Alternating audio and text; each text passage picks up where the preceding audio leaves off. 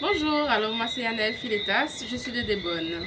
Bonjour à tous, alors moi c'est Rangami Elicha, je suis de Bebel et je suis nouvelle en politique. Alain Lascari, je suis le voix de Hubert Kiaba. Nous sommes des conseillers municipaux depuis 2014 et aujourd'hui je suis fier d'appartenir à cette fusion qui sera menée par Henri Yapou et je suis à votre disposition pour les questions. D'accord, donc effectivement on veut te poser des questions sur ce qu'on peut entendre sur Hubert Kaba. Et notre première question c'est Nelicha qui va la poser. Alors certaines personnes disent plutôt que Monsieur Kiaba est responsable du ramassage des ordures. Qu'en pensez-vous? C'est archi faux, archi faux. Et ces personnes qui le disent, j'aimerais bien savoir qui le dit, parce que nous sommes en politique. Et en politique, tous les coups bas sont permis. Et aujourd'hui, comme on dit le dicton qui dit, il ne faut pas envoyer au chemin, oui, pas à porter. Et que par conséquent, la fusion de Hubert Kiaba et d'Henri Yapou, ça fait mal. Et que par conséquent, ce que ça desserve, c'est normal, ils vont dire pas mal de choses. Par contre, au niveau de la CNBT dont on parle aujourd'hui, il faut savoir que la CNBT est composée d'un bureau avec un président qui s'appelle M. Sapoti, et la vice-présidente responsable du développement économique de l'ensemble du territoire, qui est Mme Bazage. Et que par conséquent, M. Kiaba n'est autre qu'un responsable de commission.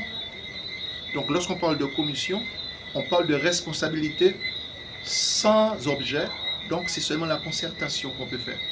Et dans la concertation, il y a une partie de réalité, c'est que lorsqu'éventuellement le président, la vice-présidente, ils ont signé les contrats, donc M. Kiaba a cette charge, cette responsabilité de faire respecter le contrat. En effet, je prends l'exemple de quelqu'un qui ferait mal le travail, et bien M. Kiaba, son travail, c'est de rapporter à soit M. Sapoti ou Mme Bazalé, voilà, M. X, Mme Y ne fait pas le boulot, voilà, qu'est-ce que vous faites? Et il l'a fait. Mais être responsable des ordures ménagères ici, non, c'est pas vrai. Monsieur Kiaba est simplement un responsable de commission et que par conséquent, on ne prend pas les décisions directement en commission parce que la commission est là pour prendre des décisions, certes, mais celui qui signe les contrats, c'est Monsieur Saboti. Il ne peut pas donc être responsable. D'accord, ben il a bien signalé qu'il y avait des suffisants. Absolument, toujours, toujours, D'accord. toujours. Du coup, il y a une autre question enfin, d'autres choses qui peuvent revenir, c'est que il paye pas son loyer, il paye pas son eau. Ah, Donc du coup, ah bon, ah bon, alors là, ça me fait rire parce que ceux qui disent qu'ils ne payent pas assez le loyer, ce sont eux qui ne payent pas leur loyer à la commune de Sainte-Rose.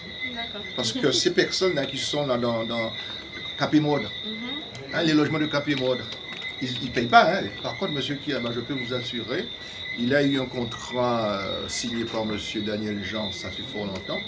Et lorsqu'il a entendu dire, et il a bien vérifié que Sainte-Rose n'avait pas d'argent, il est venu de lui-même proposer à Madame Bazager de lui faire un contrat pécuniaire. Donc on lui a fait un contrat et aujourd'hui, monsieur Kiaba a un contrat, quelle que soit l'administré de cette hospice, ils peuvent venir regarder ce que je dis. Ce contrat, il paye 460 euros par mois depuis plus de maintenant un an. Par conséquent, ce qu'on devait dire de ce contrat, c'est que Madame Bazager a été malhonnête. Moi je le dis, je prends mes responsabilités. Pourquoi? Elle s'est permis d'aller récupérer directement à la CNBT. Alors, elle n'est pas un notaire, elle n'est pas huissier, elle n'est pas avocate, mais elle s'est permis quand même d'y aller. Donc, récupérer 600 euros tous les mois sur une paye de 1200 € de M. Kiam. Mais comment c'est possible si elle n'est pas... Moi, je pose la même question.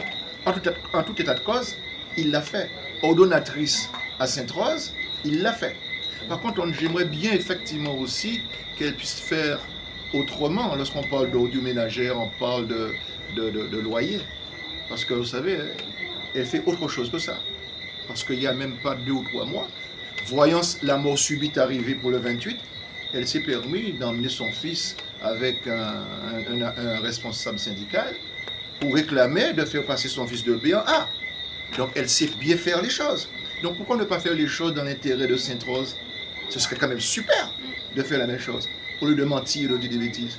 Je peux vous dire que M. Kiaba paye son loyer.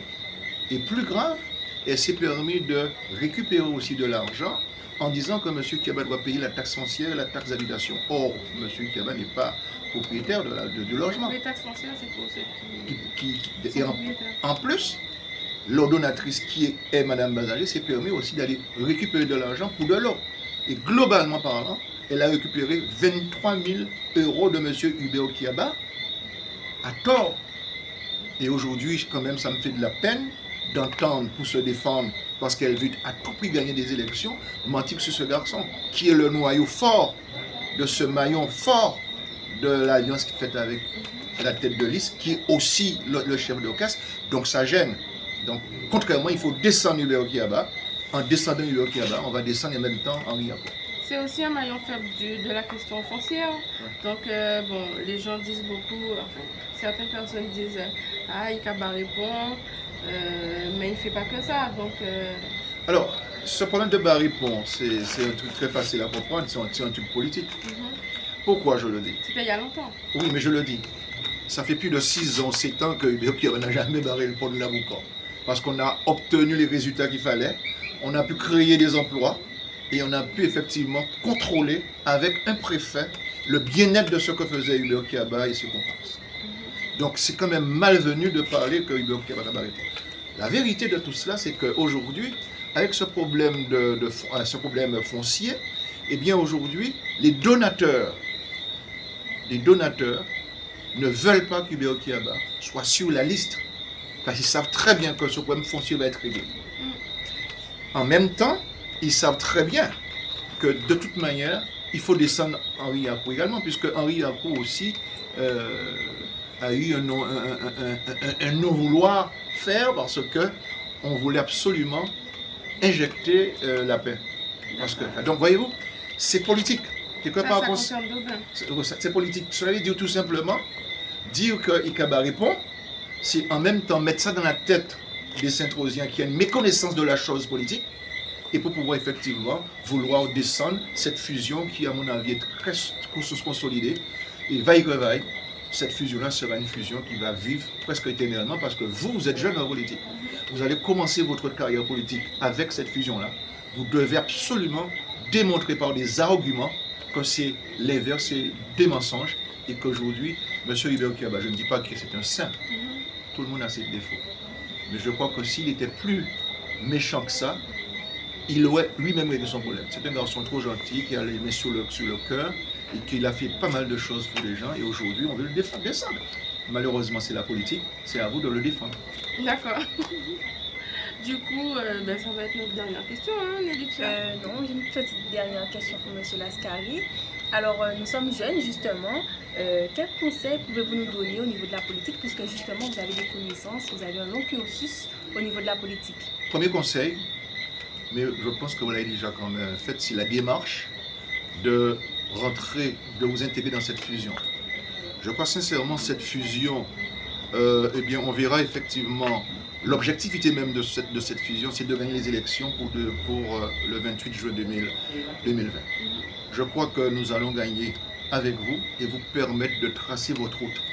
C'est à travers cette fusion vous allez pouvoir gagner ces élections et permettre à un chef d'orchestre qui est Henri Yako de jouer la musique, de faire des belles mélodies dans l'intérêt de la population de cette chose. Par contre, vous avez quand même un devoir, c'est dès à présent, allez, partez, allez voir vos parents, allez voir même vos ennemis, leur dire que ce projet de fusion est un projet pour Sainte-Rose. Nous avons une dernière chance, il faut la capter et la traduire en victoire le 28 pour que vous commenciez déjà votre carrière politique.